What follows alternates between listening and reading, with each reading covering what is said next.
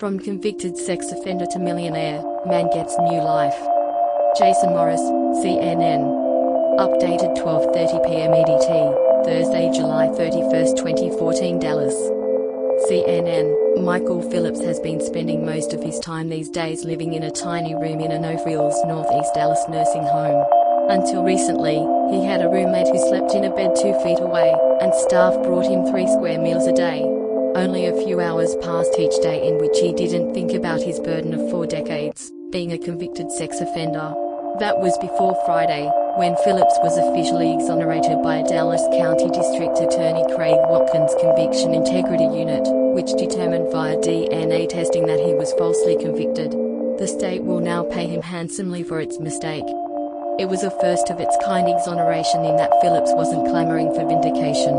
As was the case when he accepted a plea deal in 1990, he felt that his race would preclude him from getting a fair shake in the justice system, so he just accepted his plight. After entering his plea, Phillips, a 57-year-old African-American who grew up in New Orleans, served 12 years in a Texas prison for the rape of a 16-year-old white girl at a Dallas motel where he worked as a maintenance man. Confined to a wheelchair due to his battle with sickle cell anemia, Phillips has been out of jail since 2002. He has been living in nursing homes the past few years as his health has spiraled downward. Though he's been out of prison for 12 years, he considers his life one long sentence, as he was forced to wear the branding of a convicted sex offender. In his first week as a free man, Phillips is overjoyed and struggles to put his emotions into words, instead pointing to the spirituality that helped him cope all these years. AWE doesn't describe the feeling. I don't know if they got a word that describes how I feel. To have a leash taken off my neck and off my ankle, I know how my ancestors felt when they got free, he said. Falsely accused. According to the Dallas Police Department report from September 28, 1990, the victim was awakened by a man wearing a black and white ski mask. While struggling with the man and biting his hand several times, the victim told police she pulled up her assailant's mask and recognized him as Phillips, a man she had seen living at the motel. The following month, detectives showed the victim a 6-picture lineup, and she again identified Phillips as the man who raped her. The Dallas Police Department no longer presents photos side by side, because the district attorney's office says it suggests that the perpetrator must be present and compels the victim to pick one. It didn't help that Phillips had a record. In an interview with CNN, Phillips acknowledged committing a home burglary when he was 19. Being young and foolish, there were things you do that were juvenile, he said, but at 32, he was trying to make an honest living and was shocked to hear that he was being charged with a rape that he hadn't committed. He feels that the prior burglary conviction and a broken criminal justice system were to blame for the bad advice he got next. The first paid public defender came in there and said, "Mr. Phillips, the DA went back and saw that you just got out of prison a couple of years ago, so they want to lock you up for 99 years. He thought he was doing me a favor. He said, you could get life, so you are going to take this 99 years. Eventually, another public defender convinced him to cut a deal and plead guilty in exchange for 12 years behind bars, rather than risk a trial. Fearing that a jury would not side with him after a white girl picked him out of a photo lineup, he took the deal, he said. He recalled distinctly the words of one public defender. You are a black man. This is a young white girl who has been assaulted. You have an X on your back already. What do you think the chances are if you go before an all-white jury? The defense lawyer asked. Aren't you supposed to get a jury of your peers? Phillips replied. Yeah, but it's not going to happen. Phillips wonders today how many poor folks or people of color were denied a chance at justice in Dallas. The system is really broke down so bad. It's like I'm going to stab you and cut you from the neck down to your navel, and all I do is put a band-aid across it and tell you that you are going to be alright, he said. That's how the justice system is, because all of them young black men that are getting arrested, they are doomed once the police slap the handcuffs on them and put them in the back of a police car. A living hell. The youngest of 9 children, Phillips is close with his family. 2 of his older siblings are still alive, and he is tight with his older sister's children, who live in Dallas. After his release from prison, Phillips tried to stay with his sister, but once people in the neighborhood found out his history, they put signs on her door and front yard. It's hard to have people look at you sideways and upside down and cross-eyed and roll their eyes at you, Phillips said. His niece and nephew, Karen Collins and Keith Wilkerson, concede that they didn't know for sure he was innocent. Phillips was embarrassed by the past and didn't bring it up, they said. He never talked about it, and I can say that it's not like him to do something like that, but him not talking about it gave me doubt, Collins said. After he got out of prison, they said, Phillips struggled to make ends meet, picking up odd jobs as a handyman to pay rent on small apartments. He was forced to move around a lot, and he always had a hard time finding new places to live. He just took what life gave him. He was a passive person, not a fighter, which makes it ironic that he was charged with a violent crime, Collins said. And the sentence didn't stop when he was out. It just made it more visible to the outside world because he was a sex offender. He had to deal with the discrimination of being limited to where he could live and work. Where can you get a job? The niece said. Last year, Phillips was booted from a nursing home because the staff found out he carried sex offender status, Wilkerson said. Phillips said he felt helpless. I didn't have any say in any of my life. You have that label. You have that sticker on your front and back. Bad enough you have to do 12 years for something you didn't do. Now you have to do something for the rest of your life. You have to report.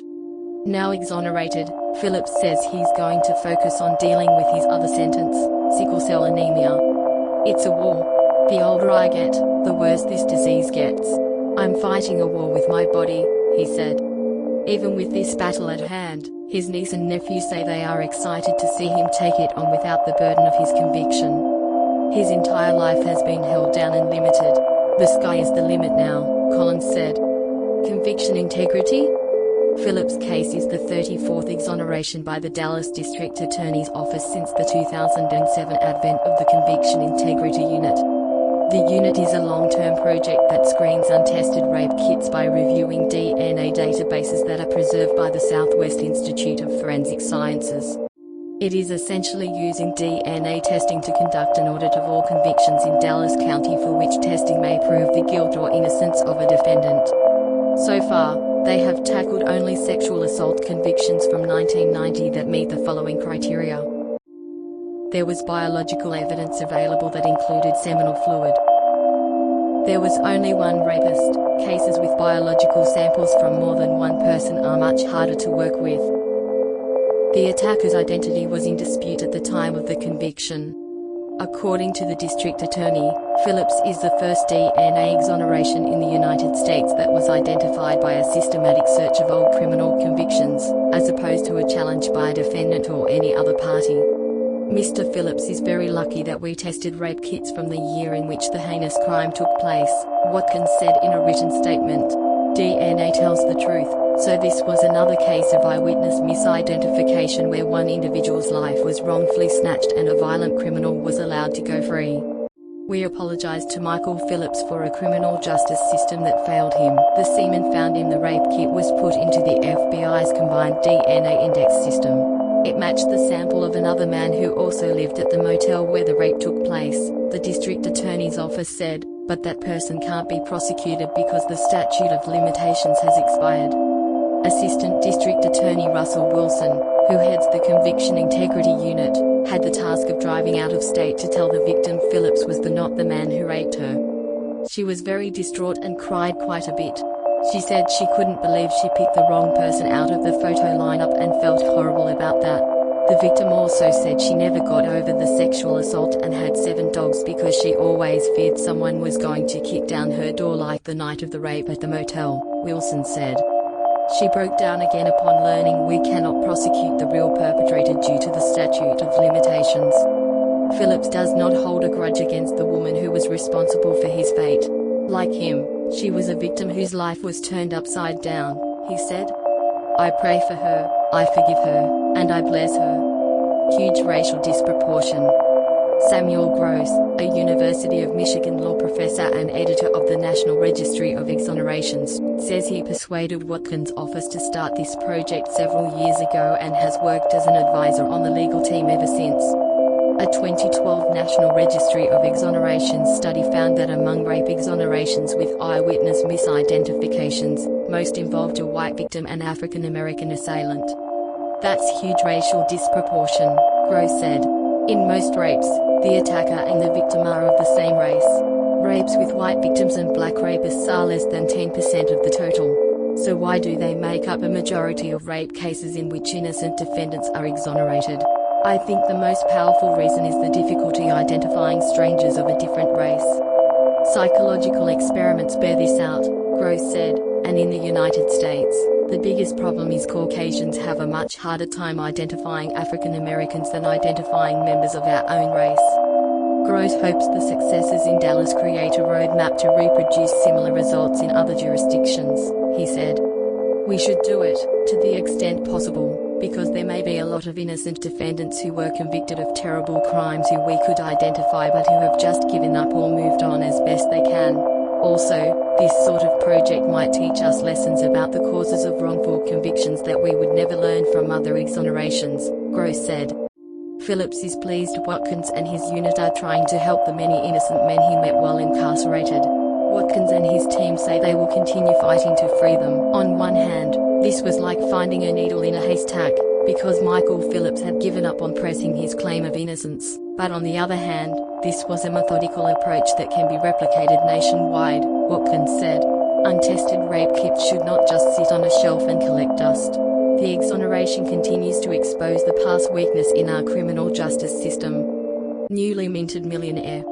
Last week's exoneration not only clears Phillips' name and his credit report, it will also make him a wealthy man. Texas law awards an exoneree $80,000 for each year of wrongful incarceration, so Phillips will get a lump sum of $960,000 and then $80,000 a year for as long as he lives. Texas also offers exonerees state-run health insurance and a free education, if they choose. His family is planning to throw a big party for him this weekend, complete with barbecue, music and lots of joyous embraces. Beyond that, all Phillips knows for sure about the future is that he is going to move out of his nursing home, buy a new vehicle and go to the dentist. The first thing I am going to do is get a Ford pickup truck and a house. Or I might just hit the road. You got 50 states. I might just hit the road and visit the rest of the country. I dreamed of going to China and walking on the Great Wall of China, he said. Phillips has contemplated these possibilities for some time, never thinking that it was possible that his crazy daydreams could one day become reality. But before he's done with his interview, he goes back to his original message. Leaning on an old Dorothy Love Coates gospel tune, he wants to make sure we know what he is really thankful for. Hang on to your faith. The Father works in his own time, and like the good song says, he may not come when you want to, but he's always on time.